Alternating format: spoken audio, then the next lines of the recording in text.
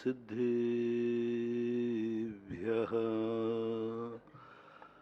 सर्वमंगल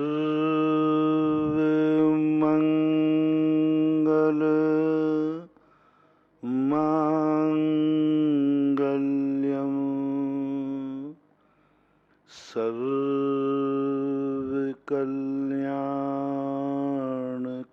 सर्वकल्याणकारकम् प्रधानम सर्वधर्माणां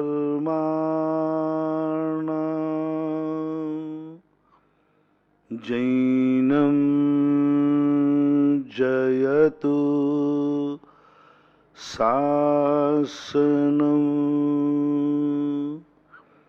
जैनं जयतु शासनं।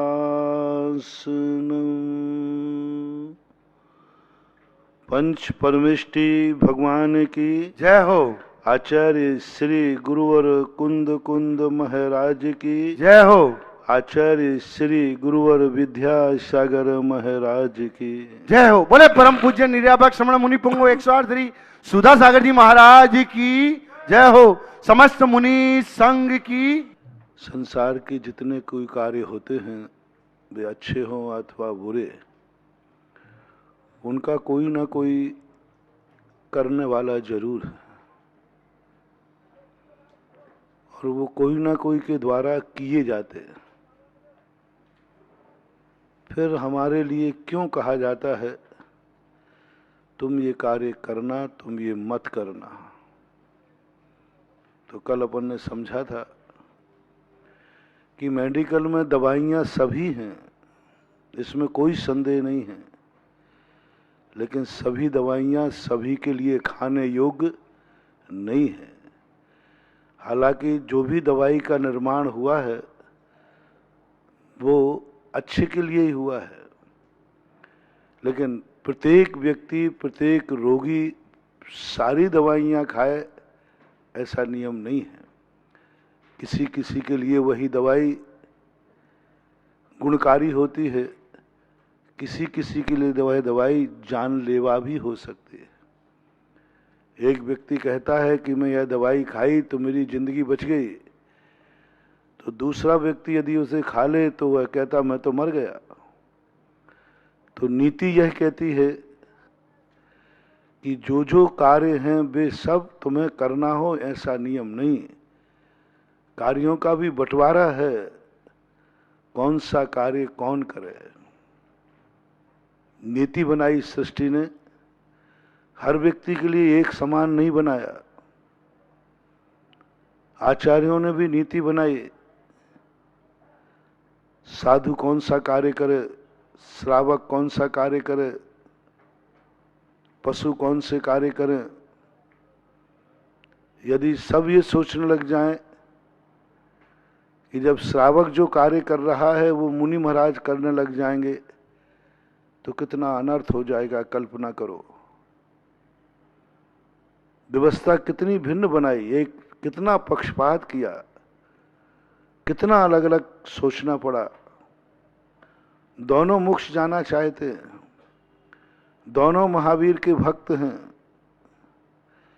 दोनों महावीर पर श्रद्धा रखते हैं। एक को जिनवानी कहती है कि तुम्हारे लिए यदि भूख लगती है तो 2 बार भोजन कर लेना, इतने में भी नहीं सटे, इतने में भी नहीं तुम्हारी भूख मिटे तो 3 बार कर लेना, लेकिन संकलेश मत करना, आकुल व्याकुल परिणाम मत करना, अपनी जिंदगी को प्राण मत देना। यदि तुम्हें किसी डॉक्टर ने कह दिया देखो तुम एक टाइम खाओगे तो मर जाओगे, तो जिनवाणी से पूछा कि मैं क्या करूं, बोले 2 टाइम खा ले, मरना मत। 2 बार में भी डायबिटीज का मरीज है, उससे कहा कि नहीं बीच में भी थोड़ा सा लेना पड़ेगा। फिर जिनवाणी माँ से पूछा, माँ डॉक्टर कह रहा है 3 बार खाना पड़ेगा नहीं तो मर जाएंगे, तो बोले मरना मत, 3 बार खा ले।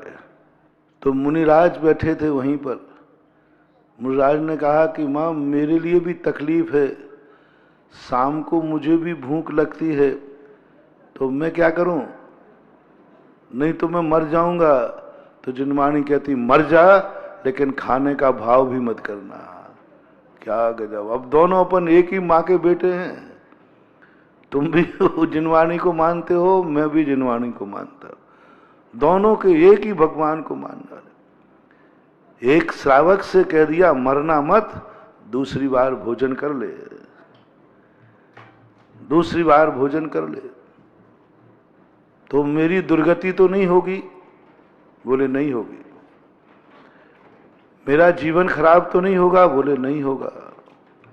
मुझे नरकों में तो नहीं जाना पड़ेगा? बोले नहीं जाना पड़ेगा। कह दिया ना एक बार, कुछ भी नहीं बिगड़ेगा तेरा, मरना मत, मरने से बिगड़ जाएगा।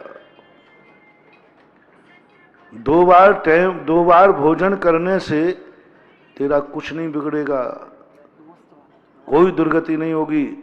लेकिन यदि तू मर गया एक टाइम के चक्कर में, तो तेरी फिर दुर्गति हो जाएगी, मर के भूत बनेगा, भूत। हाँ, इसलिए भूखों मत मरना रे श्रावक, क्योंकि मालूम है उनको कि ये भूखों रहेगा तो मरते समय भी इसको रोटियां ही याद आएंगी, पर वो डबल रोटी का कीड़ा बनेगा। हाँ, डबल। हमारे यहाँ आता है कि एक व्यक्ति मरते समय खरबूजा तरबूजा होता ना, वो लाल बड़ा वाला, उसको मरते समय उसी में उसका मन लगा रहा, वो खा नहीं पाया, तो मर करके उसी तरबूजे में कीड़ा हुआ। सेठ जी पानी कहते कहते मरे। एक सेठ जी थे, वो ध्यान में बैठ गए। किसी कारणवश उन्होंने नियम लिया कि जब तक इस दीपक में घी रहेगा तब तक मैं सामायिक से नहीं उठूंगा। ध्यान में बैठ गए। अब उनकी पत्नी ने सोचा कि आज इनका बड़ा सामायिक में मन लग रहा है, तो वो बार बार आए और उसमें तेल और डाल जाए, घी डाल जाए। अब क्या करें? पत्नी सोच रही कि अच्छा है श्रीमान जी का मन लग रहा है इतनी देर सामायिक में, तो अंधेरे में थोड़ी रहें, कोई जीव जंतु आ जाए। तो वो तो अच्छे के लिए डाल रही है, बहुत अच्छे के लिए डाल रही है। लेकिन सेठ जी को आकुलता हो गई, प्यास के कारण गला सूखने लगा, बहुत परेशानी होने लगी। लेकिन सेठ जी संकल्प के पक्के थे, मर जाऊं तो मर जाऊं, लेकिन जब तक दीपक जलेगा मैं सामायिक तो नहीं छोड़ूंगा। इतनी प्यास लगी, इतनी प्यास लगी कि उसी समय उनका मरण हो गया। मरण होते ही उनका मन पानी में था। परिणाम ये हुआ वे उसी घर के कुएं में मेंढक हो गए। आगे पीछे की कथा से अपन गौण करते हैं, और वहां मेंढक हुए। इस बात से हमें ये सोचना है कि गृहस्थ के लिए जो मन में इच्छा हो जाए, फिर वो इच्छा को रोक नहीं पाता। और यदि उसको अपन जबरदस्ती रोकने का कहें तो ऐसे ही से सकता है जैसे आपने छोटे बच्चे को देखा होगा ना। छोटा बच्चा जब रोता है और माँ उसे थप्पड़ मार मार के चुप करती है, सो जा चुपचाप नहीं तो थप्पड़ मारोगे, तो वो सो जाता है। लेकिन सोते सोते भी हिचकी भरता है, सोते सोते भी वो हिचकी भरता है, यानी रो रहा है अभी वो। मार थप्पड़ के डर से वो आंख बंद के सो गया, नींद भी आ गई, लेकिन अंदर हिचकी भरती है। बच्चे की ये दशा होती है। जिनवाणी माँ भी कहती है ये गृहस्थ ऐसे ही बच्चे हैं। उधर माँ का बच्चा है, इधर जिनवाणी का बच्चा, दोनों में कोई अंतर नहीं है। जैसे वहां माँ का बच्चा थप्पड़ मार मार के, मैं हमेशा कहता हूं माताओं से, बेटे को कभी थप्पड़ मार के सुलाना नहीं, डरा भय दिखा के मत सुलाना, वो सोते सोते मर सकता है। सोते सोते उसकी जिंदगी में बहुत नुकसान हो सकता है। बच्चे को जब भी सुलाओ हंसते हुए सुलाना, शांत करके सुलाना। बच्चे को डांट डपट करके कभी नहीं सुलाना, भूल करके सुलाना नहीं। वैसे दिन भर डांटते रहो, पीटते रहो, कोई बात नहीं, लेकिन संसार की कोई भी मां अपने बच्चे को डांट डपट करके न सुलावे, थप्पड़ मार के न सुलावे, रोता हुआ बच्चे को न सोने दे।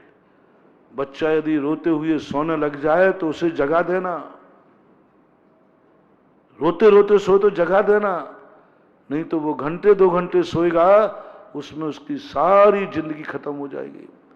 अंदर का सारा नस जाल, दिमाग, बुद्धि कमजोर होगी, हार्ट कमजोर होगा, लीवर कमजोर होगा, किडनी कमजोर होगी, क्योंकि सोते समय वह सिसक रहा है।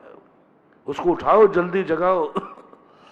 रोते हुए सोना, सांप के काटने के बाद सोना, ये दोनों खतरनाक है। सांप जब किसी को काट लेता है ना, तो उससे कहा जाता है इसको सोने मत देना, मारते हैं थप्पड़, सोने मत देना, बस सांप का काटा सोया जहर चढ़ जाएगा। बच्चा यदि रोते हुए सोया, जगाओ उसे, जैसे बने तैसे जगाओ। वो चिल्लाएगा, रो चिल्लाने दो, सोने मत दो रोते हुए। इसलिए बच्चे को, मां को कहा जाता है लोरी सुनाते हुए सुलाओ, प्रसन्न करके सुलाओ, दूध पीते पीते सुलाओ, हंसा के सुलाओ, रो के मत सुलाना।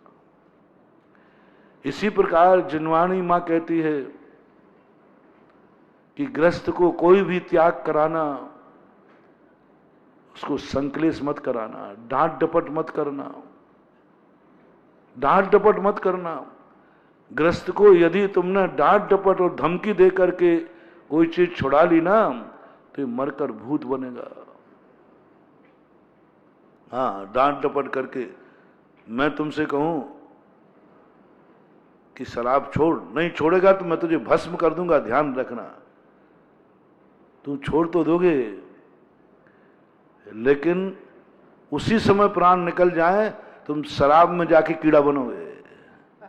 हाँ, किसी शराबी के यहां जन्म लोगे, नियम है, क्योंकि तुम उस डांट को समझ नहीं पाओगे। तुम समझोगे कि दुश्मन है ये, देखो मुझे खाने नहीं दे रहा है, मुझे पीने नहीं दे रहा है, मेरा गुटखा छुड़ा दिया, मेरा शराब छुड़ा दी, मेरा रात्रि भोजन छुड़ा दिया, मेरा अभक छुड़ा दिया, काय का महाराज है, मेरा बैरी है, बैरी खाने ही नहीं देवे। हाँ, जबरदस्ती नहीं, गृहस्थ से जबरदस्ती नहीं, कोई भी चीज के लिए त्याग में भी जबरदस्ती गृहस्थ को नहीं। अभी साधु की बात बता रहा हूं, जिनवाणी मां तुम्हारे ऊपर इतनी किंचित मात भी जबरदस्ती नहीं करती। बोले इनको समझाओ, समझ जाए तो ठीक, नहीं तो इनकी जिंदगी बर्बाद मत करो। कोई चीज जबरदस्ती नहीं। हाँ, क्योंकि तुम बद्दुआ दोगे। यदि तुम्हें तो जबरदस्ती नियम दिला दूं तुम्हें अभिषेक का, तो कहो तुम भगवान को उठा पटक पटक करके मारो। हाँ, तुम्हारा कोई भरोसा नहीं। यदि जबरदस्ती नियम दिला दिया जाए अभिषेक पूजन का, और किसी दिन तुम्हारे लिए बहुत व्यस्त हो, जरूरी काम है, और अभिषेक ने, तो महाराज को कहो वो महाराज आया था, अभिषेक का नियम दे के चला गया, अब क्या क्या करूं मैं, अभिषेक करने जाऊं कि ब्याई जी को लेने जाऊं कि प्राण दूं, क्या करूं, बताओ क्या करूं। तुम जरूर कोस दोगे, तुम्हारा कोई भरोसा नहीं है। यदि तुम्हें ऐसा कोसोगे कि बहुत ज्यादा, महाराज नियम दिला दिया, पूजा का नियम दिला दिया। जब महिलाएं गुस्से में होती हो तब देखो इनका पूजा का नियम हो, अभी वो पूजा रखी है, हमें वो करना है, वो हमारे माथे मार गए महाराज जी। हाँ, चिड़चिड़ापन आ जाएगा। महानुभाव, यदि कभी तुम्हारे नियम को लेकर के, नियम धर्म को लेकर कभी चिड़चिड़ापन आ जाए, भार लगने लग जाए, ऐसा महसूस होने लग जाए कहाँ का मैंने नियम ले लिया, समझ लेना नियम खत्म हो गया। कोई भी नियम के प्रति घमंड ना। और गृहस्थ को ऐसा भाव आ गया कि मैंने नियम लेकर गलती कर दी, कहाँ का फंस गया, ऐसा उपेक्षा भाव आया नियम के प्रति, नियम खत्म हो गया। ऐसा भाव आते ही मुनि महाराज को यदि ये भाव आ गया कि मैं कहाँ का मुनि बन गया, मैं बातों में आ गया, भावावेश में मुनि बन गया, उस समय यदि आयु बंद हो जाए तो सीधे नरक को है, सीधा नरक। अभी मुनि पद छोड़ा नहीं है, मुनि पद को छोड़ा नहीं है, मुनि पद में है पृथ्वी कमंडल सब कुछ है, मात्र मन में भाव आ गया, मुनि पद की उपेक्षा हो गई। क्यों? बहुत अंतराय आ रहे थे, क्या मुनि पद ले लिया, खा ही नहीं पा रहा, पैर चलते चलते, गर्मी का समय था, पैर छिल गए, खून आ रहा है, कहाँ कि ये कोई धर्म है क्या, प्राण ले रहा है, पैर छिल गए। किसी भी उपसर परिचय, क्योंकि मुनि को उपसर परिचय तो आएंगे, उपसर परिचय के साथ में यदि मुनि के मन में उपेक्षा भाव आ गया, मुनि पद खत्म हो गया। महावीर उस समय पूछते हैं कि ये मुनि है कि नहीं। जिस समय 48 टेम्परेचर हो, पैरों में खून बह रहा हो, पेट में अंतराय हो, उपवास हो, ऊपर से आग बरस रही हो, नीचे भी आग, ऊपर भी आग, अंदर भी आग, सब तरफ के कष्ट हो, और उसी समय एक कील या कांटा उसी कट में, जहां पैर में कट है, चुभ जाए और इतने जोर से चीख पड़े, मर गए। उस समय महावीर आते हैं, बेटा ये मुनिपद कैसा लग रहा है, कैसा लग रहा है, मैं नहीं बनाया था ये मुनिपद। यदि उस समय जब चीख निकली, मर गए, ये पैंट मुंह से भी निकल गया, आपने बना आप महावीर हैं, सुना था बड़े दयालु हैं, आप दया है कि प्राण लेते हैं, फटकार दोगे। कहां का मुनिव्रत ले लिया, महावीर कहे गया काम से। और सम्यक दृष्टि कहेगा, बोले भगवान अनायास चीख निकल गई, इस चीख को मेरी वेदना मत मानना, ये तो एकदम चुभा तो गले से चीख निकल गई, इसको तकलीफ मत मानना। मेरे अवभाग्य हैं कि इस परिस्थिति में भी मुझे जूते याद नहीं आ रहे हैं, इस परिस्थिति में मुझे लग रहा है, इस परिस्थिति में भी मैं आगम की और आपकी आज्ञा मान रहा हूं, मैं आपका बहुत बहुत आभारी हूं। उसी समय कह देते हैं ये भावलिंगी संत है। तो व्रत लेने के बाद, नियम लेने के बाद थोड़ा सा भी उपेक्षा भाव आया, थोड़ा सा, समझ लेना खत्म हो गया, कुछ नहीं बचा। तो मुनि तो फिर भी समझ जाए, और नहीं समझे तो मुनि भी गिरे, आयु बंद होवे तो उस समय दुर्गति हो जाए। आप गृहस्थों के लिए तो कहा ये तो समझेंगे नहीं, इनको बड़े प्रेम से, इनके अल्लाह उल्लास जगा करके इनको कोई नियम देना, यदि नहीं पले तो फिर इनको नियम मत देना, नहीं तो ये मेंढक बनेंगे और भूत बने तो नियम देने वाले को चिपकेंगे। हाँ, तुम्हारा कोई भरोसा नहीं किससे चिपक जाओ। मान लो कोई नियम ले लिया और उसमें तुम्हें परेशानी हो रही तो महाराज को कोसोगे, और मर गए तो फिर महाराज को आकर के भूत बन के महाराज को परेशान करोगे। तुम्ही ने हमें नियम दिया था, अब बताता हूं। हाँ, इसलिए बहुत खतरनाक है। आचार्य महाराज को प्रायश्चित देते समय कहा कि तुम कोर्ट जैसा, अदालत जैसा, मजिस्ट्रेट जैसा दंड मत देना, शिष्य को पहले प्रसन्न करो। प्रायश्चित तुम देना मत, वो लेव है। दंड व्यवस्था धर्म में भी है और राजनीति में भी है। धर्म में अपराधी स्वयं दंड लेता है, मुझे दंड दो, और राष्ट्रीय जेल में, न्यायालय में दंड लेता नहीं है, दंड दिया जाता है। दोनों में इतना अंतर है। तो उसको इस ढंग सा बातों में ना हो कि वो अवभाग्य माने कि गुरु ने मुझे प्रायश्चित दे दिया। यदि गुरु ने कोई प्रायश्चित दिया और वो बैर साध गया, बैर साध लिया, मुझे ये प्रायश्चित दिया है, मैं भी देख लूंगा। इतने उपवास दे दिए, इतना दे दिया। जिनवानी ने कहा प्रायश्चित मत देना, वो कोस रहा है तुम्हें, बद्दुआ दे रहा है, बुरे भाव कर रहा है, मरने दो उसको, मत सुधारने का भाव करो। लेकिन वो गलती पे गलती करेगा, बोले जाने दो, भाड़ में जाने दो, जाएगा नरकों में। तुम बैर मत साधो, ये तुम्हारा मुनि पद बिगाड़ देगा, ये तुम्हें मुनि की साधना नहीं कर देगा, क्योंकि आपने इसको जबरदस्ती नियम दिया है, जबरदस्ती प्रायश्चित दिया है। इसलिए हम लोग, हमारे आचार्य महाराज का, आप लोग आते, महाराज जी कोई नियम दो। मैंने कहा भाई नियम दूंगा नहीं, नियम ले लो। लो, तुम्हारा क्या भरोसा, कल के दिन दुनिया में लो। हम क्या करें भैया, महाराज जी ने थोप दिया, अब मैं क्या करूं बताओ। अब महाराज भी तो ऐसे जिद्दी हैं कि पीछे पड़ गए कि ये नियम लो, और मेरे बस की बात थी नहीं, अब करें क्या बताओ। नहीं पलता, तुमने तोड़ दिया। लिया क्यों? बोले महाराज मानने को तैयार नहीं, जबरदस्ती कहते कि नियम लो।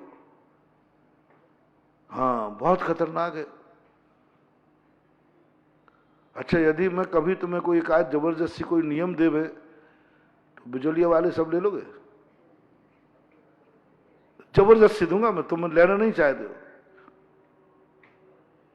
महाराज जी देना मत, नहीं तो टूट जाएगा। हाँ, मैं दूंगा ही नहीं। मैं कोई तुम्हारे नियम लेने के लिए। एक गांव में एक महाराज, दो समाजें थी, दोनों में थोड़ा राग द्वेष थे। समाज का दो ग्रुप थे राजस्थान के अंदर। उन महाराज ने कहा कि जब तक तुम दोनों एक नहीं होगे, हम अन्न का त्याग करते हैं। अब देखना तुम कितने खतरनाक आदमी हो, सुन रहे हो ना भक्त लोगों, कितने खतरनाक हो। और कट्टर मुनि भक्त, दोनों ग्रुप कट्टर मुनि भक्त, कट्टर कट्टर बिल्कुल ऐसे थे। वहां कोई मुनि विरोधी था ही नहीं, सब मुनि भक्त थे, और दोनों उनको गुरु मानते थे। तो उन्होंने अंत में सोचा, जैसे गांधी जी करते थे ना, गांधी जी जानते थे कि मुझे भूखा कोई नहीं रहने देगा। तो बार बार वो अनशन पे बैठ जाते थे। गांधी जी की एक ही नहीं थे। अब नेहरू जी, इधर जिन्ना, इधर लाल बहादुर साहब, पंडित जवाहरलाल नेहरू, इधर वल्लभ भाई पटेल, एक से एक धुरंधर थे। तो महात्मा गांधी, कोई उधर सुभाष चंद्र बोस, और बिल्कुल बिल्कुल एकदम। गांधी जी कहते सुभाष तू शांत रहे। नहीं, मैं तो शांत नहीं, जो मुझे खून देगा मैं आजादी दूंगा। अब गांधी जी बेचारे थक जाते थे, तो वे अनशन पे बैठ जाते थे। तो मेरी बात मानते हो कि नहीं मानते? मैं आज आहार को नहीं उठूंगा, मैं भोजन नहीं करूंगा। अब गांधी जी जैसे भोजन करते, बेचारे ये सब जाकर गांधी जी कहते, गांधी जी आप जो कहोगे ठीक है, भोजन को उठो। उनके पास एक ही सस्ता गांधी जी, बस अनशन, उपवास शुरू करते थे। ना जाने कितने बार उन्होंने उपवास कर करके लोगों को मनवाया, क्योंकि वो जानते थे कि ये सब लोग मुझसे इतना प्यार करते हैं, मुझे इतना चाहते हैं कि मुझे ये भूखा मरने नहीं देंगे। अंग्रेजों के लिए उपवास नहीं किए, उन्होंने अपने लोगों को मनाने के लिए उपवास किए। तो ऐसे ही उन महाराज को मालूम था कि ये दोनों मेरे लिए बहुत मानते मैं इनका गुरु हूं, और दोनों की बड़ी श्रद्धा है। तो उन्होंने कहा ये ऐसे एक नहीं होंगे, मैं ऐसी घोषणा करता हूं कि ये दोनों अपने आप मानेंगे। तो उन्होंने एक दिन माइक पे कह दिया, तुम दोनों ग्रुप मिलकर के एक साथ नहीं आओगे तो मैं, जब तक तुम नहीं मिलोगे, मैं अन्न ग्रहण नहीं करूंगा, अन्न ग्रहण नहीं करूंगा। उन्हें सोची कल देखो, कल ही मान जाएंगे, ये तो शिष्य तो है, भक्त तो है ही, कल देखो सब दोनों एक आएंगे। 2 महीने हो गए, मुनिराज पूरी जिंदगी में अंत में बिना अन्न के मरे, लेकिन वे दोनों ग्रुप एक नहीं हुए। अब ये है तुम्हारी जात। मैं तो जानता हूं, वे महाराज थोड़े जानते नहीं थे, बेचारे सीधे साधे थे। अब मैं तो सीधा साधा हूं, मैं अरे राम राम राम, मुझे तुमने इतना टेढ़ा बना दिया कि तुम्हारे बाहर के ही दांत नहीं, अंदर के भी दांत जानने लगा हूं आजकल।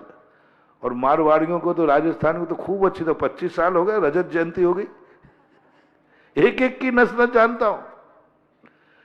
राजस्थान को जितना मैं जानता हूं शायद भारत का कोई साधु, मैंने कहा नहीं ये तो सब मुनि भक्त हैं, सब मुनि भक्ति करते, खूब जम की मुनि भक्ति करते हैं। ऐसी मुनि भक्ति की मैंने कहीं देखी नहीं, गजब की मुनि भक्ति है। मुनियों के लिए इतनी सेवा मिलके करेंगे, सब करेंगे, कोई कमी नहीं। महाराज की खूब सेवा, खूब आहार दान, खूब विहार, सब एक साथ जाएंगे, एक साथ आएंगे। महाराज के लिए किंचित मात्र भी कष्ट नहीं हो सकता। लेकिन बस आपसी में जब बैठेंगे तो बस हिंदुस्तान और पाकिस्तान होता था। महाराज ने कहा ये मिट जाए।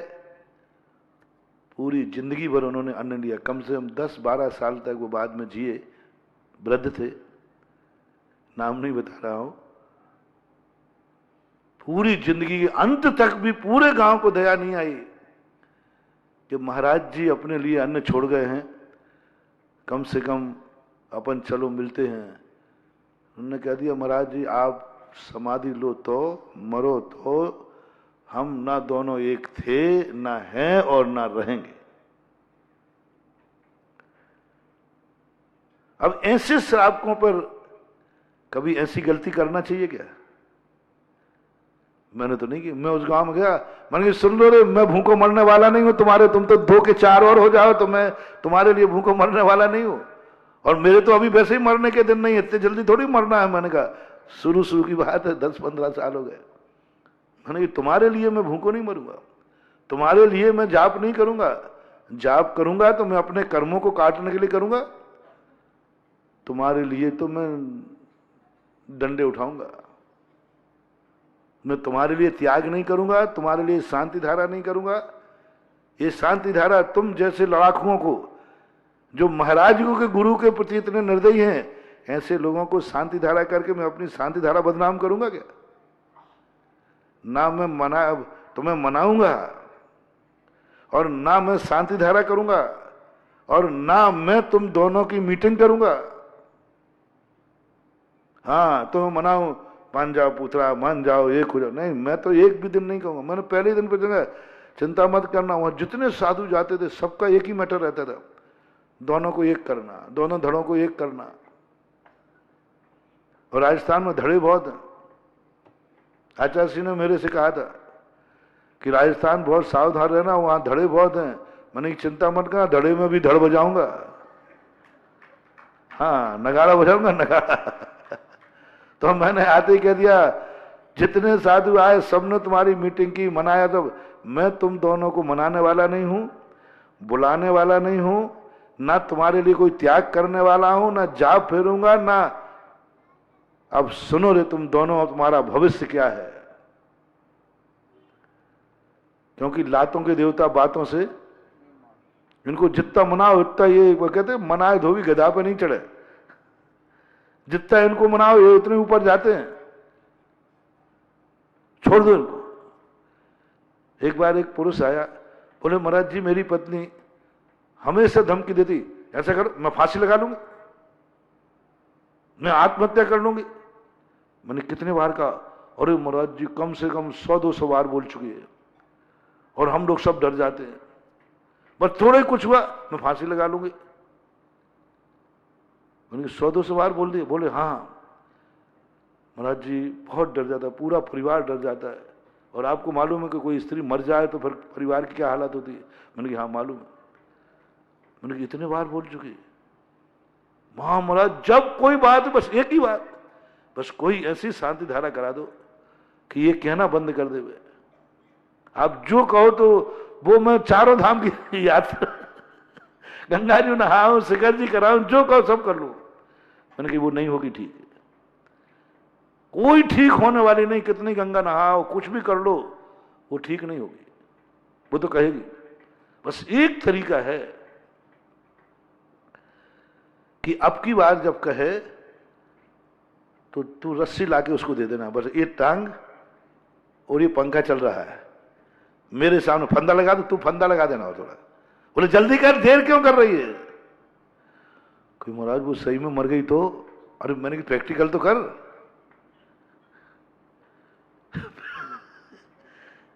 क्योंकि जो 100-200 बार कह चुकी हो, असली कहने वाला एक बार मौका ही नहीं देता और वो फांसी लगा के मर जाता है।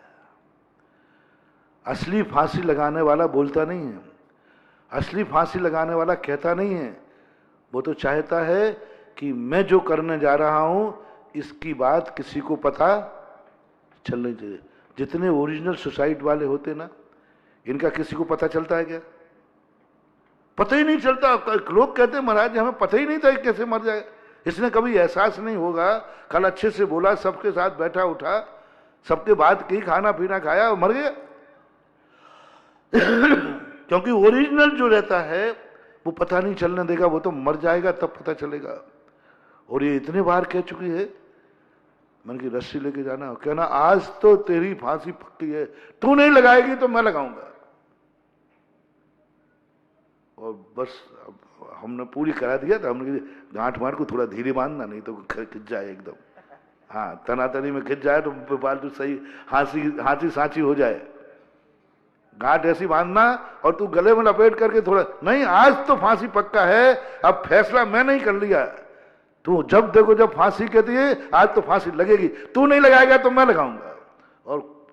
और नशेनी स्टूल ला करके और रस्सा कसना पंखे से, देख आज तो करूंगा ही, तेरे फांसी जाएगी। और रस्सा कसा, उसने कहा ये तो आज सही सही में लगा देगा। तू हर बार बोलती थी, क्यों बोले आज तो लगेगी फांसी।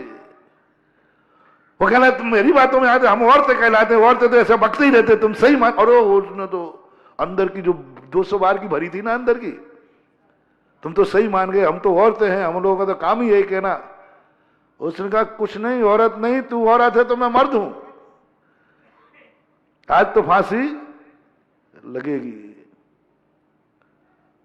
और उसने पंखे से बांध गई, गांठ हमारे अनुसार लगी थी, वो गड़बड़ नहीं होगा, चिंता नहीं करना।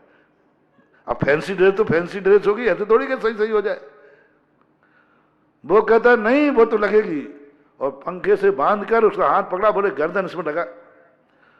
वो जैसे तैसे हाथ छुड़ाकर भागी। मैं वहीं था गांव में, प्लानिंग थी वो तो। वो स्त्री आई, बोलो महाराज जी ये मुझे फांसी लगा रहा है, ये फांसी लगा रहा है, ये फांसी लगा रहा है, देखो घर चल के देखो मरो। और वो चिल्लाते चिल्लाते मेरे पास आई। मैंने क्यों, तुझे मरने में तो अच्छा लगता था? बोले महाराज जी आप भी इनकी बातों में आ गए क्या? फांसी खत्म हो गई, फैंसी ड्रेस खत्म हो गई। मैंने कि आपको कितने बार कहा? बोले महाराज जी ये तो मेरा शस्त्र था, ये तो मेरा शस्त्र था सब कुछ सीधा करने का। मैंने कि वो तो तुम्हारा शस्त्र था, अब लो तैयार हो जाओ, 200 बार 200 भवों तक तुम्हें अकाल में मरना पड़ेगा। पूरी उम्र नहीं जी सकोगे तुम, पूरी उम्र नहीं जी सकोगे, जी सकेगी तू। जितने बार तुमने कहा है उतने बार तुम्हारी उम्र अकाल में मरेगे तुम, एक्सीडेंट से मरोगे, पूरी उम्र नहीं जी पाएगी तुम, अकाल में मरेगी, जन्म लेने के पहले मरेगी, गर्भपात कराए जाएंगे 200 बार। कितने बार कहा, गिनती कर। जब मैंने ये कहा तो घबरा गई, महाराज इतने बार? मैंने कि हाँ, मैं तो ऊपर से कहती थी। बोले कोई बात नहीं, सामने वाले तो सांची समझते थे ना। प्रायश्चित दिया और नियम लिया। जिंदगी में कभी मन से, वचन से, काय से, ऊपर से, अंदर से कभी मरने का बात नहीं कहा। आपसे भी मेरा कहना है, दुनिया में हर सतकंडे अपना लेना, कभी भी किसी मुंह से मन में अपने को मरने का भाव नहीं करना, कभी नहीं करना। बहुत खतरनाक भाव है। ऊपर ऊपर से कहने पर भी ये कर्म बंद करता है, वचन से अकाल में मरना पड़ता है। तब मैंने अपनाया, मैंने कि भाई तुम्हें मैं मनाने वाला नहीं हूं, मैं तो ये चाहता हूं कि तुम लोगों में ऐसी लड़ाई होवे कि अभी तो बातों की होती है, डंडे और उठे, सिर फूटे एक दूसरे के, और दोनों कोर्ट केस में जाओ और दोनों एक दूसरे को निपटा भी दें। तो अरे लड़ा तो जम के लड़ो रे। मैंने उल्टा बोला, मैंने क्या लड़ते हो? जब मीटिंग में बैठते हो, जब लड़ते हो, मीटिंग में बैठ के लड़ाई करते हो, बातों में करते हो। अरे लड़ो तो ऐसे लड़ो कि एक दूसरे के सिर फोड़ो। लड़ना ही है तो बढ़िया लगो। आर पार की लड़ाई के एक मोहल्ले में एक ही लड़ेगा। अभी तक तुम लोग सही लड़ाई होती ना तो एक पार्टी तो खत्म हो जाती, एक ही जिंदा रहती। लड़ाई करो तो ऐसे ही करो। लोग क्यों लगे ये बाबा तो और उल्टा बोल रहा है, ये तो मनाने के स्थान पर पर ये लड़ो तो ऐसे लड़ो कि मजा आ जाए, एक दो में से कोई एक बचे। फिर महाराज जी क्या होगा? मैंने कि मालूम क्या होगा? जो जिसको मारेगा और जो मरेगा वो उसी के घर में आके बेटा होगा। और जितने तुम दूसरे ग्रुप वाले हो, ये मर के सब मर के इस ग्रुप में जन्म लेंगे और इस ग्रुप वाले इस ग्रुप में जन्म लेंगे। ये शास्त्रों में लिखा है, मैंने शास्त्र का प्रमाण दिया। कर्म ये बड़ा खेल खेलता है। जिस जिससे अपन घृणा करते हैं, कर्म उसी जीव को वहीं पैदा कर देता है। जिस जीव को वहीं पैदा करो। मैं जातिवादों से हमेशा कहता हूं, कोई किसी जाति से यदि द्वेष रखता है, निश्चित समझना वो उसी जाति में पैदा होगा। निश्चित समझना, जिस जिस जाति से तुम घृणा करते हो, द्वेष करते हो, उसी जाति में तुम्हें जन्म लेना है। एक बार लोग, एक बार जरूर आएगा। कर्म कहेगा तूने उससे इतना घृणा की, चल वहीं जन्म। तो जितने इस वाले हैं ये सब मरकर इधर जन्म लेंगे। अब मारो तुम और द्वेष करोगे तो यही होगा सब। 8 दिन प्रवचन दिए, 9वें दिन तो दोनों लोग श्रीफला के गए। महाराज अभी तक जो भई सो भई, आगे के लिए मैं त्याग करता हूं। हम दोनों मिलकर के रहेंगे और आप चुनाव करा दो मेरा, और हम सब एक रहेंगे। आज के बाद दो नहीं रहेंगे। मैंने कहा नहीं नहीं, वो तो लड़ाई तो पक्की है, हम तो नहीं मिलाएंगे तुम्हें, क्योंकि मुझे तो लड़ाने में मजा आता है। मैं तो नहीं कराऊंगा संधि। क्यों कर रहे हो संधि? क्या फर्क पड़ता है? संधि करने से क्या होगा?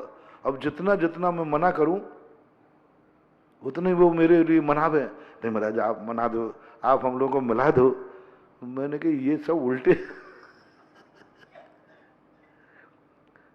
मैंने कहा देखो रे, एक महाराज को तुमने मरने दिया, तुम सीधे उपदेश समझ में नहीं आता, और अंत में जाकर के वो एक हुआ और आज भी एक है, और पूरी समाज एक संगठन में एक ध्वजा के नीचे काम कर रही है। लेकिन उल्टा करना पड़ा। थोड़ी देर के लिए फांसी की रस्सी लगा करके लटकाना पड़ी। कभी नहीं करना महानुभाव। कोई भी चीज किसी को मनाने का तरीका यह नहीं है। जिनवाणी कहती है कि इन श्रावकों को कभी डरा के धमका करके जबरदस्ती कोई नियम मत देना, ये बालक है। हमारे शास्त्रों में पूज्यवर शिव कोटि महाराज ने गृहस्थ को बालक कहा।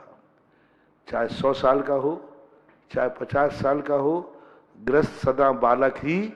धार्मिक भाषा में गृहस्थ को बालक की संज्ञा दी कि ये गृहस्थ बालक है। और बालक को जो मैंने कहा, मां से कहा कि उसको जबरदस्ती मार मार के मत सुलाना, जबरदस्ती मार मार के मत खिलाना। बच्चे को जबरदस्ती मार पीट कर खिलाओगे वो जहर बनेगा, मार पीट के सुलाओगे उसकी जिंदगी खराब होगी। इसलिए खाते समय, खिलाते समय पहले व्यक्ति को खुश करो, बहुत सब तरफ से खुश हो, वो भोजन अमृत बनेगा। सोने के पहले तुम खुद रखो और दूसरे को रखना।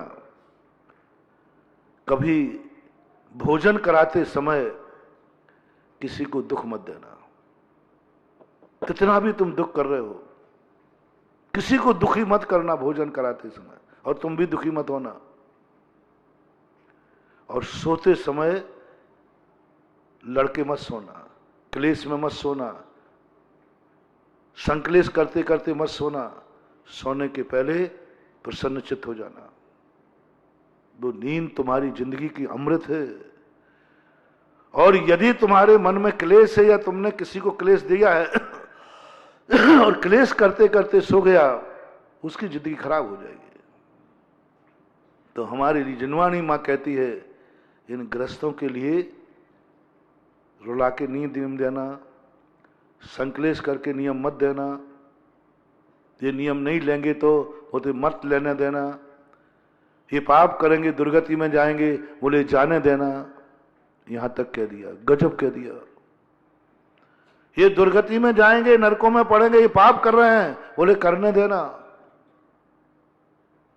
ऋषभदेव भरत चक्रवर्ती ने पूछा कि भगवान, हमारा बेटा एक बिगड़ रहा है। बोले समझा दिया, बोले समझा दिया, सब कुछ कर रहा, तो क्या करूं? जबरदस्ती करूं? जेल में डाल दूं? मैं चक्रवर्ती हूं, जेल में डाल दूं? आदिनाथ का नहीं, वो जेल में डालोगे तुम्हारा जन्म जन्म का बैरी बनेगा, बैर का बदला लेगा, कसाय करेगा, कर तो कुछ नहीं पाएगा। समझा दो बस, फिर उसके बाद जो करना है करने दो। जाएगा दुर्गति में जाएगा, बनेगा गधा तो बनेगा। लेकिन ऋषभदेव ने धर्म कार्य करने के लिए दंड की व्यवस्था नहीं की। दंडित तो किया, दंडित तो किया। अपराध करने पर दंड दिया है, लेकिन धर्म नहीं करने पर किसी को दंडित नहीं किया। दो बातें समझना। अपराध करने पर दंड देना ये राजनीति है। राजा दंडित करता है, राजनीति में लिखा अपराधी को दंडित करना। लेकिन कोई धर्म नहीं कर रहा है, उसके लिए कौन सा दंड है? कोई व्यवस्था नहीं बनाई, ना मां को, ना पिता को, ना गुरु को। ये दंड धर्म नहीं कर रहा है, इसको कौन सा दंड दिया जाए? शब्द कहते हैं कोई दंड नहीं दिया जाए। धर्म दंड देकर नहीं कराया जाता। यदि महावीर चाहे थे तो सारी दुनिया को लाइन पर लगा सकते थे। उनके पास 100 धर्मेंद्र था, 2 मिनट लगना थे। 100 धर्मेंद्र सब के लिए 1 मिनट में सबको लाइन पर लगा देता। लाइन पे आ जाओ, कोई उधर गया तो ध्यान रखना। लेकिन महावीर ने कहा नहीं, धर्म आत्मा की पर्याय है, भय से नहीं, डर से नहीं, मजबूरी में नहीं। डर से भय से मजबूरी में नहीं आना मंदिर, मजबूरी में धर्म नहीं करना, धर्मात्मा नहीं बनना, नहीं बनाना, बर्बाद हो दो। देखो क्या कहा, ये नरक जाएगा, बोले चला जाने दो, लेकिन उसको जबरदस्ती मत करना, क्योंकि जबरदस्ती करने से वो नरक से बच नहीं पाएगा। नरक तो वो जाएगा ही जाएगा, क्योंकि मन से नहीं त्यागा, और साथ में तुम्हारा बैरी और बनेगा, धर्म का बैरी और बनेगा, धर्मात्माओं से घृणा और करेगा, डबल पापी हो जाएगा। इसलिए वो पाप करके नरक जा रहा है, जाने दो, जब लौटेगा तब लौटेगा। पाप भी छुड़ाना है, बहुत बड़ी बात कह रहा हूं महानुभाव। पाप भी तुम जान रहे हैं, पाप कर रहे हो तुम, लेकिन मैं तुम्हें ये नहीं कहता, ध्यान रखना यदि ये पाप तूने नहीं छोड़ा तो मैं भस्म कर दूंगा। नहीं कर सकते, क्योंकि वो छोड़ तो देगा, लेकिन अंदर ही अंदर घुटेगा।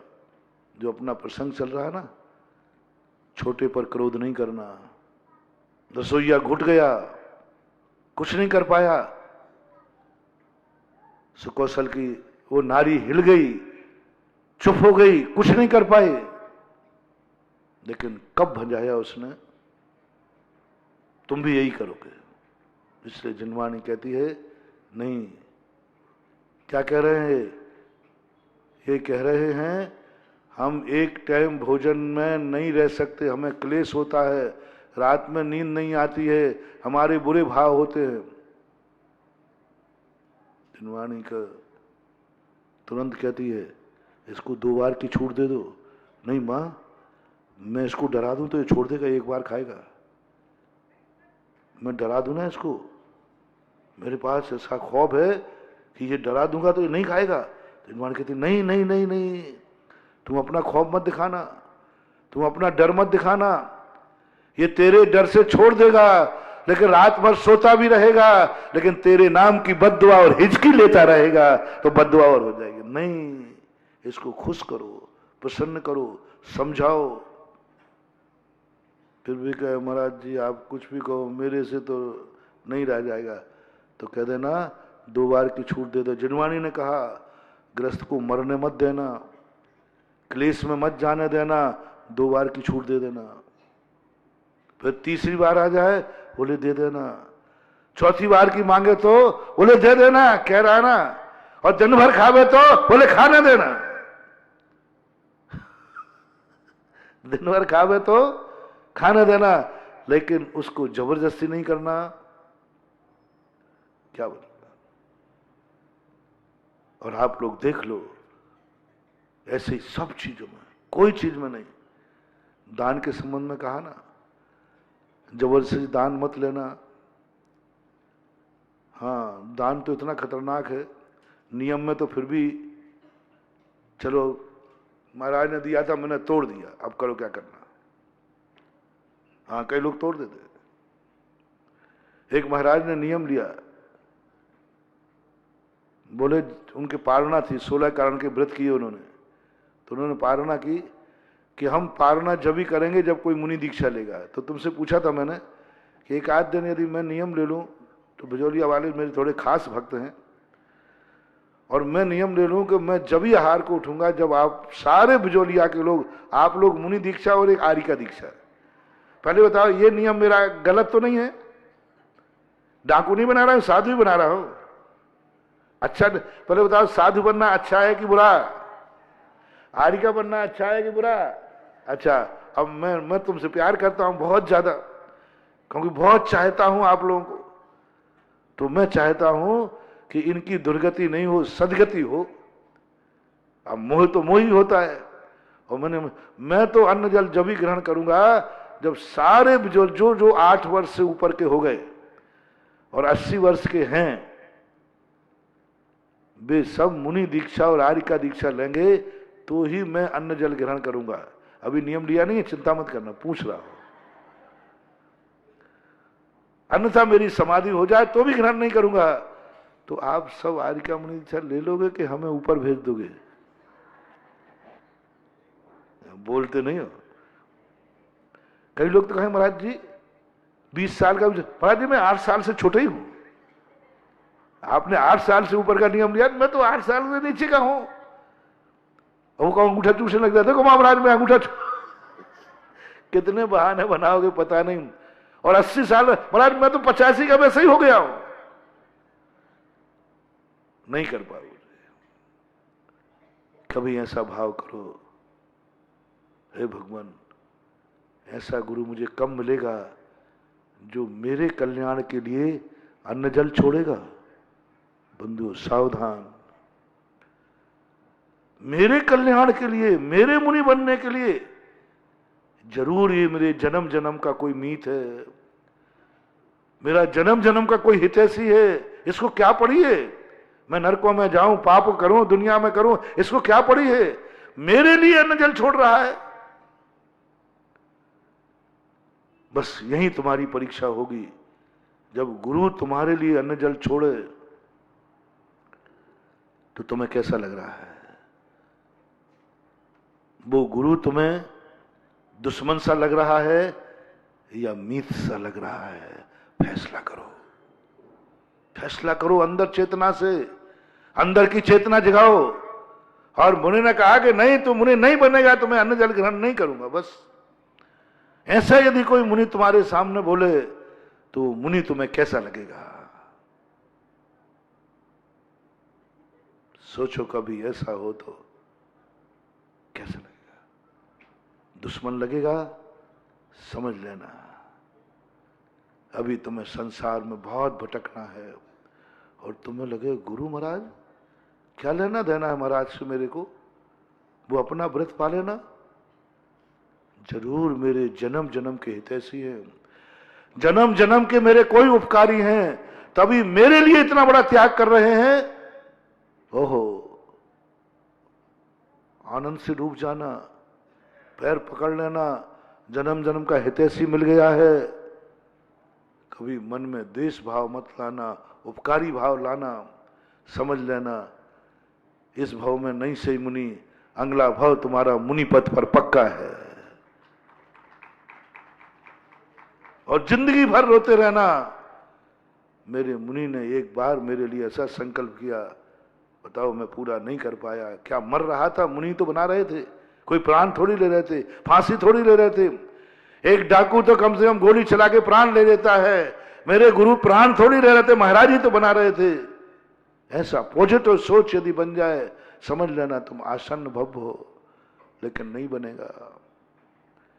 चलो नियम में तो फिर भी तुम, एक महाराज ने लिया था नियम जो बता रहा था मैं, 16 कांडवार के बाद नियम ले लिया। अब नियम लेने के बाद महाराज अब कोई बनने को तैयार नहीं, कौन बने, और कोई हो तो बात बन जाए।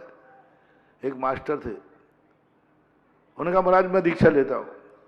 उन्होंने दीक्षा ले ली, महाराज के आहार हो गए 8 दिन। अब उन्होंने केसरों कैसे निकले, वही प्राण, उनके प्राण निकलते थे नरकों जैसी वेदना। बिना बैराग के केसरों को एक बाल तो खाड़े, जैसे तैसे केसरों का दीक्षा हो गई।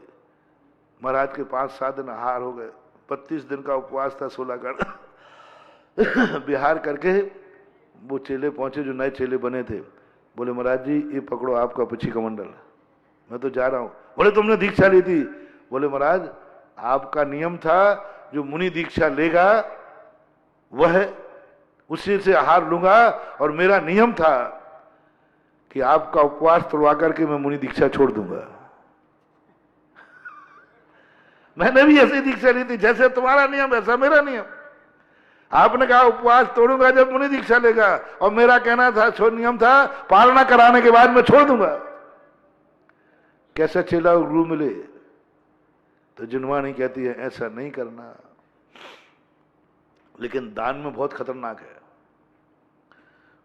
सबसे ज्यादा सावधान मुझे रहना पड़ता है, नहीं तो इतने भूत बन के चिपकेंगे मैं किस किस को झाड़ूंगा। क्योंकि दान यदि मैंने जबरदस्ती करा दिया और उसने दे दिया मान लो मेरे डर से, जिंदगी भर ये महाराज नहीं आया, बैरी आया, बैरी मेरे ही पीछे पड़ा रहता, जब देखो जब मेरे ही पीछे पड़ा रहता। मैं तुरंत देख रहा, एक आध बार कहता तो जरूर हूं, मैं देख लेता हूं चेहरा, मेरे दान के कहने के बाद इसके चेहरे पर क्या हुआ। यदि होता है ओहो मैंने कितने पुण्य किए, महाराज की दृष्टि में मैं, महाराज ने मेरा नाम लिया, महाराज ने मेरी तरफ देखा, महाराज ने मेरे से कहा ओहो जरूर ये साधु नहीं है, मेरे जन्म जन्म का हितैषी है। मेरे पर दृष्टि पड़ी गुरु की, ओहो धन्य है, सारी संपत्ति लुटा देगा और कहेगा महाराज मैंने कितने पुण्य किए कि आपकी दृष्टि मेरे पर पड़ी और आपने मुझे इसके योग्य समझा कि मैं दान देने योग्य हूं, मैं दान देने के योग्य हूं।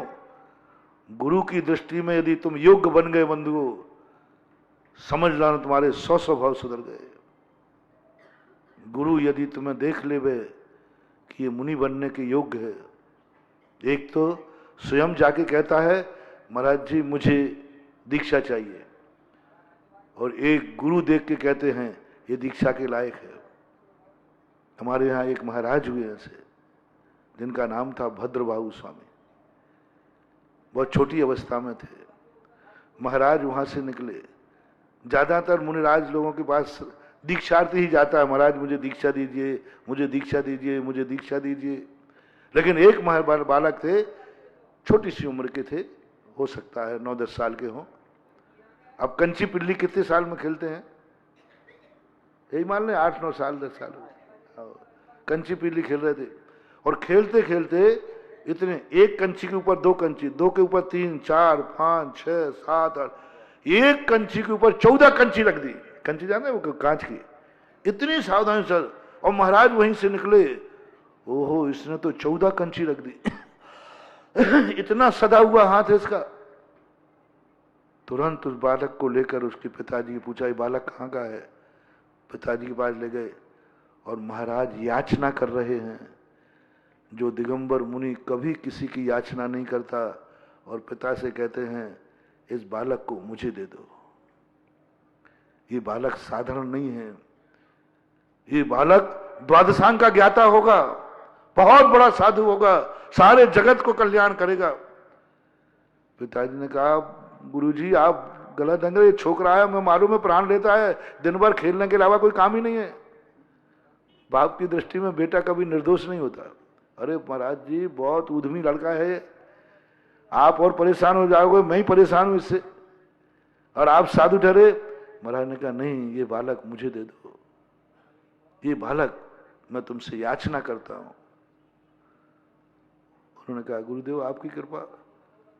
जाकर के उस बालक को, क्योंकि वो गुरु ने चुना था, एक शिष्य चुनता है गुरु को और एक गुरु चुनता है शिष्य को। कितना अंतर है, कितना अंतर है।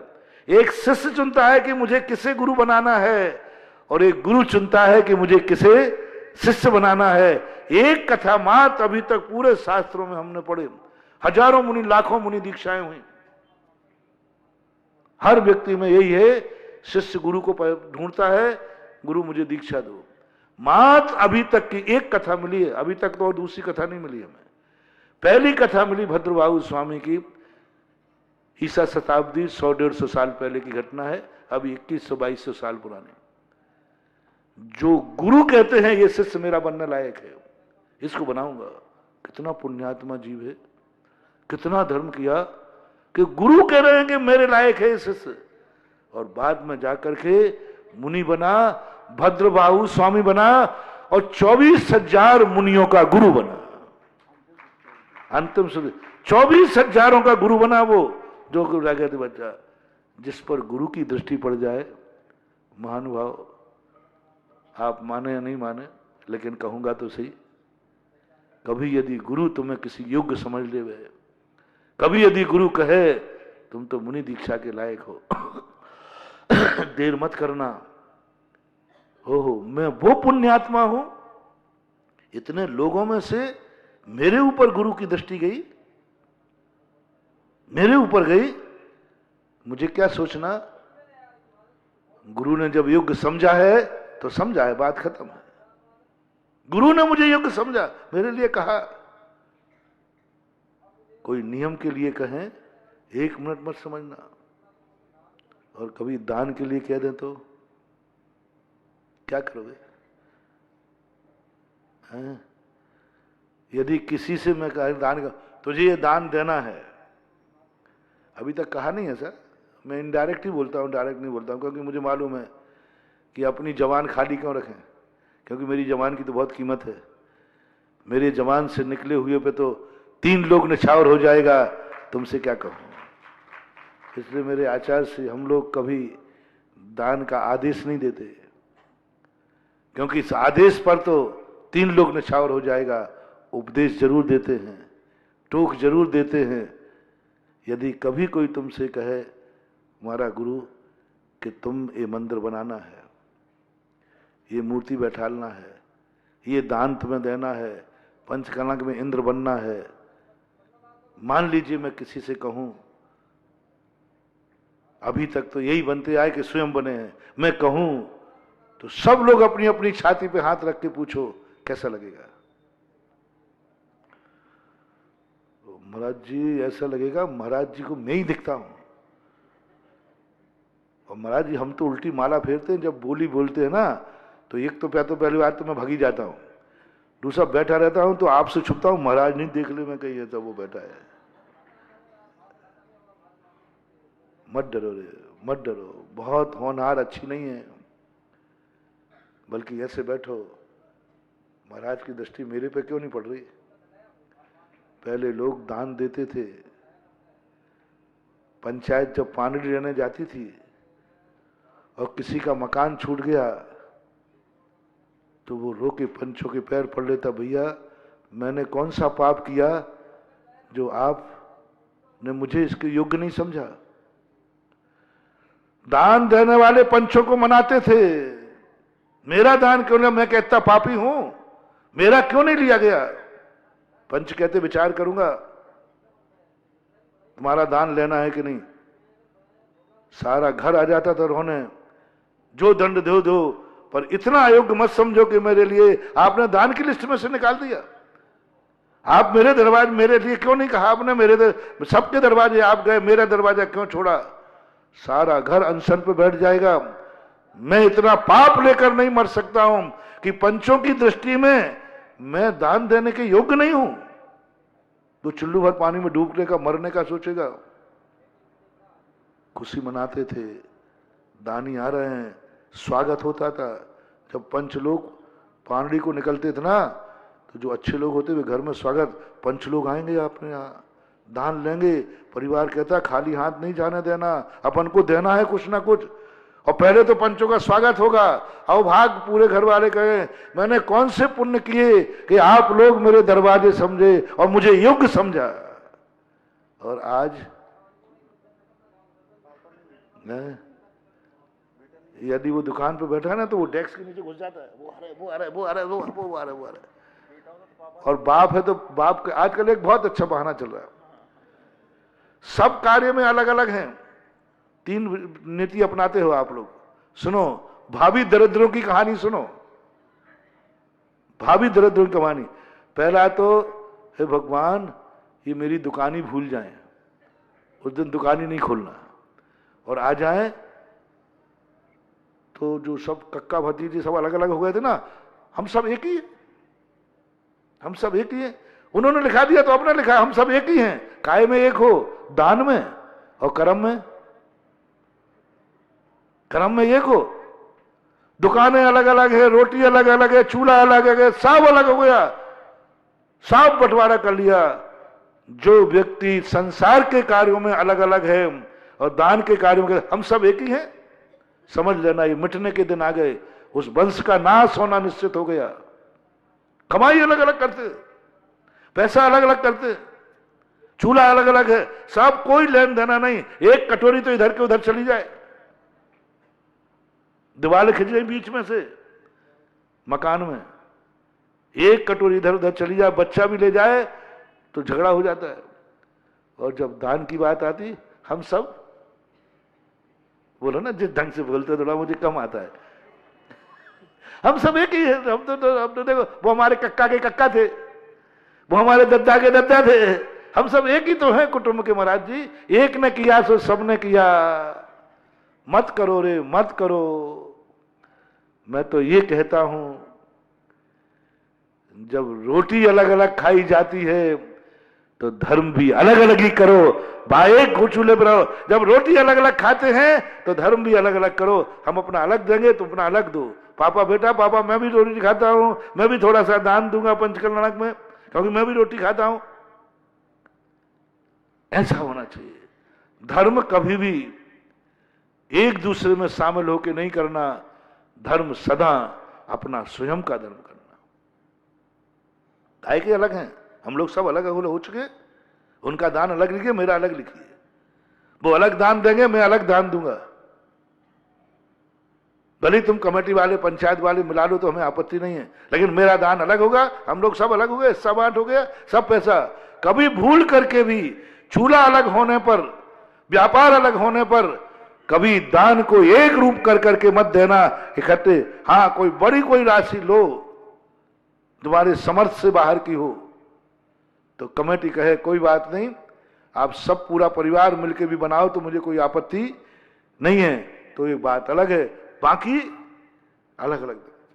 पहला बात तो आप ही वहां न बना दो, हम सब एक ही। वो हमारे ताऊ जी ने लिखा दिया ना, वो ताऊ थे ना, ताऊ ताऊ, और क्या बोलते हो तुम ना। और ताऊ से पूछी तो कहता वो मेरे भतीजे ने लिखा दिया ना, और दोनों में बोला चाली नहीं है, दोनों में बोला चाली नहीं है। और लिखाने में बात आती, और बिजोलिया इसमें कमजोर नहीं है, चिंता मत करना, बिजोलिया को भी मैं अच्छी तरह जानता हूं और मेवाड़ भी अच्छी तरह जानता हूं। मत करना बंधुओं गलती, मत करना मत करना। मेरा दुश्मन भी हो तो ना करे। अपना स्वयं का दान जब मैं कमा रहा हूं, मेरा सब कुछ अलग है तो दान भी अलग होगा। दूसरा बहाना क्या बताते हो?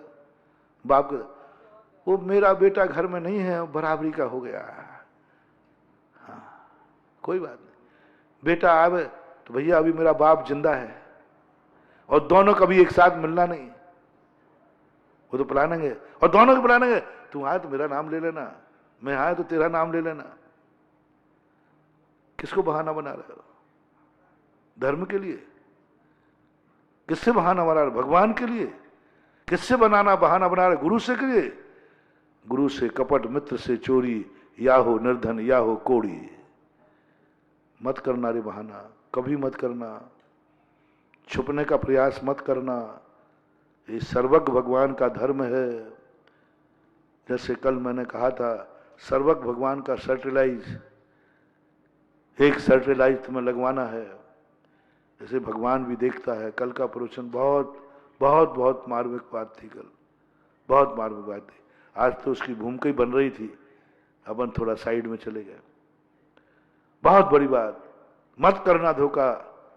जितनी श्रद्धा शक्ति है, दो स्थानों पर शक्ति मत छुपाना, एक देव और गुरु के सामने और एक माँ बाप के सामने। बस ये दो स्थानों पर कभी झूठ मत बोलना, कभी मत छुपाना, कभी छल कपट मत करना, कभी छुपने का प्रयास मत करना। अन्यथा तुम्हारे ऐसे बुरे दिन आएंगे फिर कोई तुम्हें देखेगा भी नहीं। जो धर्म से छुपता है, कल के दिन कोई उसे देखता भी नहीं है।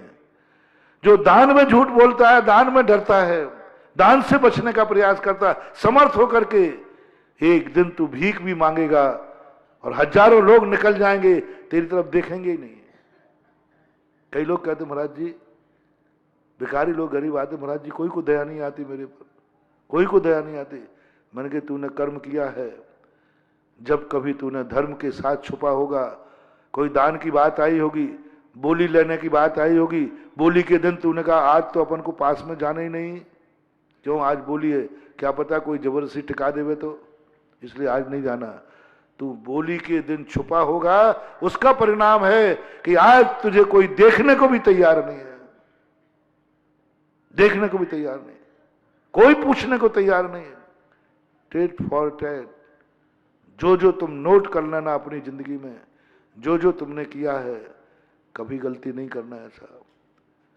और हमें आदेश दिया है कि ये मर के बहवारम परिग्रहत्वम नारक सम। मैं तो दान की इसलिए दया करता हूं कि जिससे कम से कम मैंने साथ में पढ़ लिया है कि दान का, जिसके बाद धन दौलत कमाते कमाते मर जाए और दान नहीं करे तो मर के सांप होता है, धोखा पेड़ होता है, गुबरीला होता है। गुबरीला जानते एक होता है, देखो जिंदगी भर करते हुए ना कोई काम, तुम्हारा कोई नाम, बेटों को तुम कितने ही जोड़ के चले जाना, कोई तुम्हारा नाम लेने वाला नहीं मिलने वाला, कोई भी नहीं मिलने वाला, कोई नाम कहने वाला नहीं। मां जो कर जाओगे वही तुम्हारे हाथ है।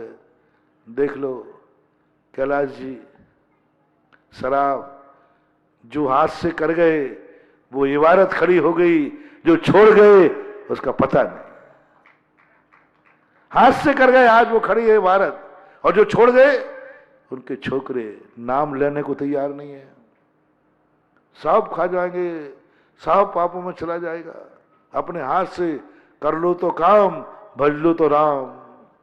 अपने हाथ से कर लो, नहीं तो ये छोकरे तुम्हारा नाम लेने वाले नहीं।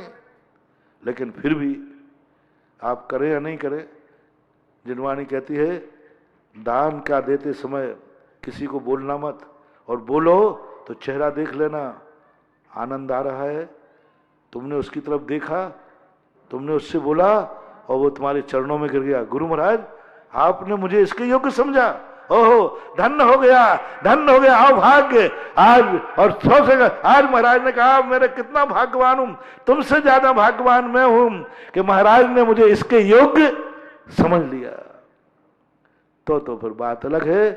और चेहरा उतर जाए, आज मैं कहां का आ गया, बोलते ही दोबारा मत बोलना उससे। यदि बोल दिया तो ये मर के भूत बन के चिपकेगा तुम्हें, इसलिए बोलना ही मत। एक बार टेस्ट कर लो, समय आपका हो गया। आपसे दो ही बातें आज के प्रश्नों की हैं। धर्म करते समय, दान नियम लेते समय यदि तुम्हें भार लग रहा है, बुरा लग रहा है, तो समझ लेना तुम्हारे बुरे दिन आने वाले हैं। एक दिन इस पीढ़ी में खाने को भी नहीं बचेगा। क्यों? इसने कभी दान से जी चुराया था जब था, दान से बचने का प्रयास किया था जब था। अपनी पीढ़ी की भविष्य का ये नोट लगा के चले जाना। और यदि तुम्हें, भली तुम दे पाओ या ना दे पाओ, लेकिन तुमने हर्ष मनाया, आनंद मनाया कि भली मेरे से कितना दिया मैंने, आनंद आ गया, पंच मेरे पास आ गए, आनंद आ गया, आज महाराज जी ने मेरे ऊपर देख लिया, आनंद आ गया, आज महाराज ने मेरे लिए इशारा किया था, आनंद आ गया। तो जाओ, पीढ़ी दर पीढ़ी इस खानदान में कभी भी दरिद्रता का नाम भी नहीं आएगा, क्योंकि तुम्हें आनंद आ गया कि महाराज ने मुझे आनंद दिया, महाराज ने मेरे लिए देखा, महाराज ने मेरे लिए इशारा किया। ओहो, आनंद उछल जाए। जाओ, दरिद्रता कोसों दूर भाग जाएगी। और यदि क्लेश हो गया कि महाराज ने क्यों देख लिया, आज मैं कहां से आ गया, तो दरिद्रता बिल्कुल दरवाजे के पीछे ही खड़ी है। जैसे तुम दरवाजा खोलोगे वो चपेट कर लेगी, यानी जैसे तुम मुख फेरोगे और उस घर में दरिद्रता आ जाएगी। इसलिए आज इतने कह के विराम करता हूं। महावीर भगवान की